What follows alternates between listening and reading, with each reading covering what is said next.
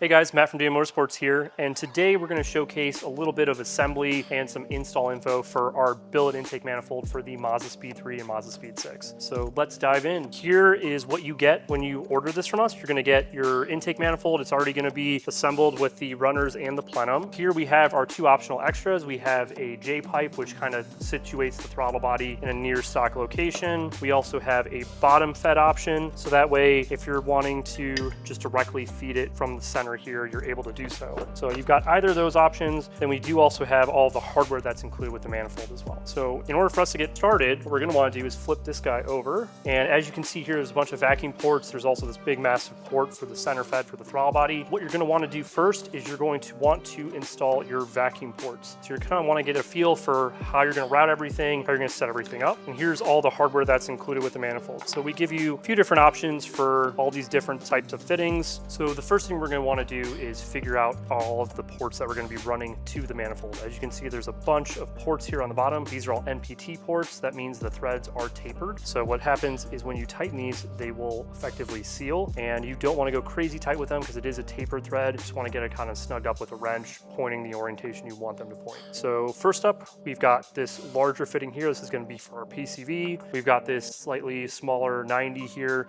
That's going to be for your brake booster. This one's a little bit smaller than that. That's going to be for your evap system. And then we've got two here for your bypass valve, or if you're running like an external boost gauge or something like that, you can tap into this easily. So first thing we want to do is we're going to take our brake booster fitting. We already know where we're going to put this one. So one thing we want to do is put some Teflon tape or Teflon paste onto the threads of these fittings. Just kind of give it a few rotations around. Next up, we can thread this into the manifold here. And then use an adjustable wrench. That's about as tight as you need to go with these. You don't need to go crazy with them. Here's our PCV fitting. Take this guy, same thing, throw some Teflon tape on it, and then thread that guy in. Before I do that though, I'm just gonna double check. You can see there's some interference there, so before we get that one in, get one of these other 90s in. This one here we're gonna be for evap system. And you can install these on either side, just kind of depends on how you're routing everything for your build. Here's our PCV guy.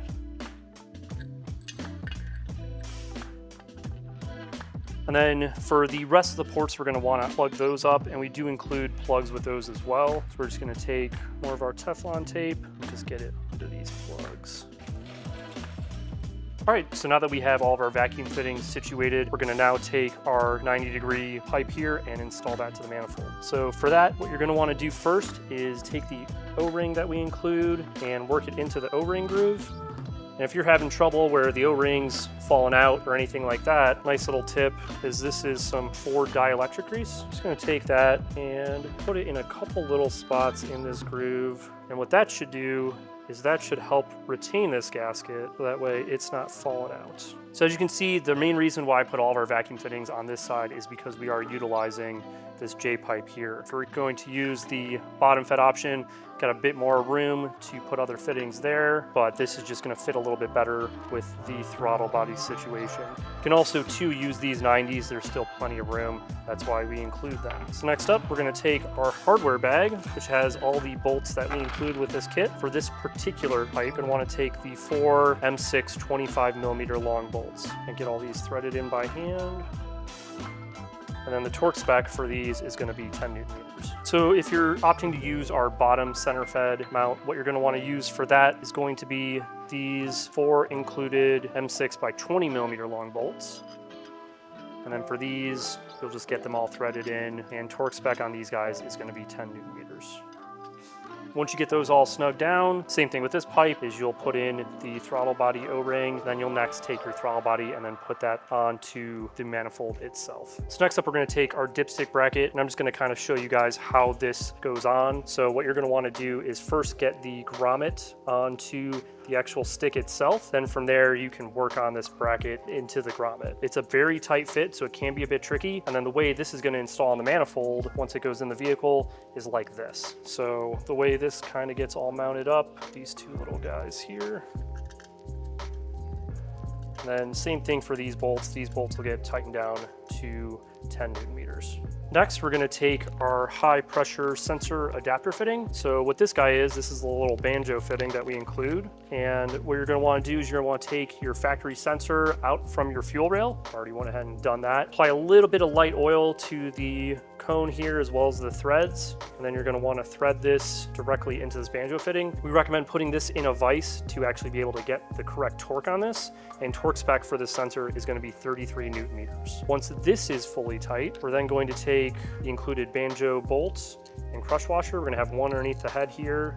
It's gonna go like that, another on the bottom, and then this will get tightened into your fuel rail, and the torque spec on that is going to be 15 to 18 Newton meters. So we'll actually show you guys this on an engine. So now that we've got our sensor installed into the banjo fitting, we're gonna take the bolt with the supplied washers. You wanna make sure that you've got one on either side of the fitting. We're gonna take this and then thread it into our fuel rail as such.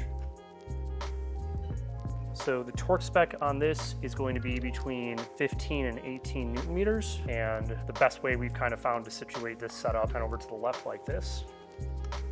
Just gonna take that.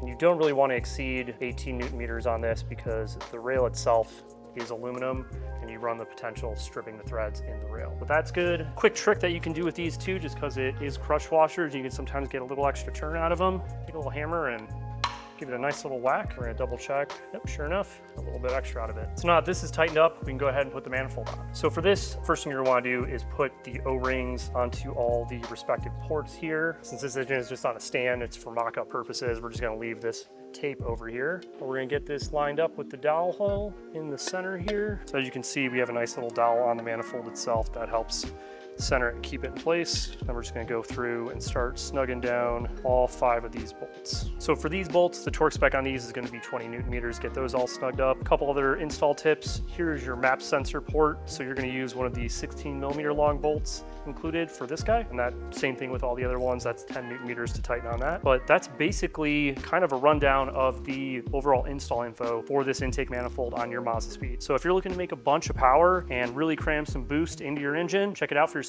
at Motorsports.com.